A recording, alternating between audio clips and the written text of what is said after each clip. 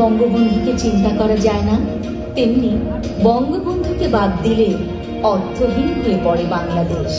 অন্যদিকে বিশ্বকবি রবীন্দ্রনাথ ঠাকুর বাঙালির সাহিত্য সংস্কৃতির অবিচ্ছিন্ন তরঙ্গ, আমাদের জাতীয় জীবনের অংশ। বাঙালির উপলব্ধির সকল ক্ষেত্রে তার অবাধ বিচরণ। বিশ্বকবি রবীন্দ্রনাথের ভাবনা, চেতনা ও গান, রাজনীতির কবি, হাজার বছরের শ্রেষ্ঠ বাঙালি, বাংলাদেশের স্বাধীনতার মহান স্থপতি, জাতির পিতা বঙ্গবন্ধু শেখ মুজিবুর রহমানের চিন্তা ও চেতনাকে নিরন্তর উদ্দীপ্ত করে রেখেছিল বাঙালির মহাজাগরণ সৃষ্টিতে, যার সফল পরিণতি আমাদের মহান মুক্তিযুদ্ধ, আমাদের স্বাধীনতা।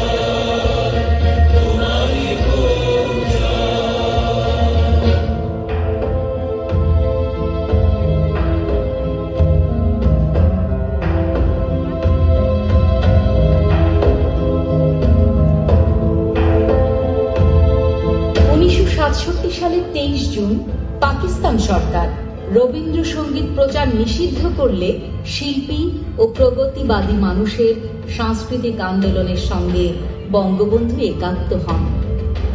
1969 সালের 23 ফেব্রুয়ারি রেসকোর্স ময়দানে বক্তৃতা প্রদানকালে বঙ্গবন্ধু দৃঢ় কণ্ঠে উচ্চারণ করেন, দেউলিয়া সরকার আমাদের পাঠে নিষিদ্ধ করে দিয়েছেন রবীন্দ্রনাথের লেখা, যিনি একজন বাঙালি কবি এবং বাংলায় কবিতা লিখে যিনি বিশ্বকবি হয়েছেন।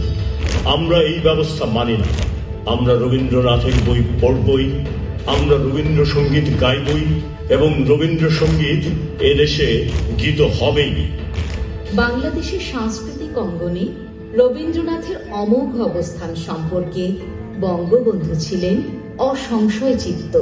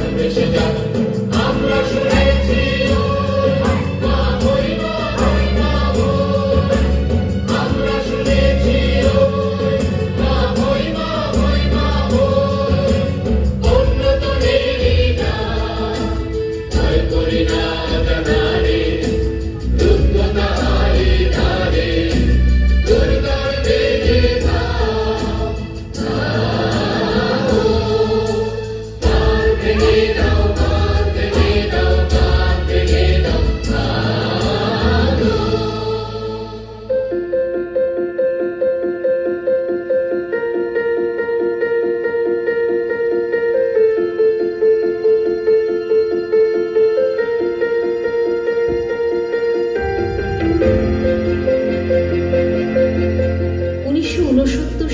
16 ডিসেম্বর বাংলা একাডেমিতে আয়োজিত অনুষ্ঠানে বঙ্গবন্ধু উল্লেখ করেন, Tagore had reflected the hopes and aspiration of the millions of Bengalis through his works.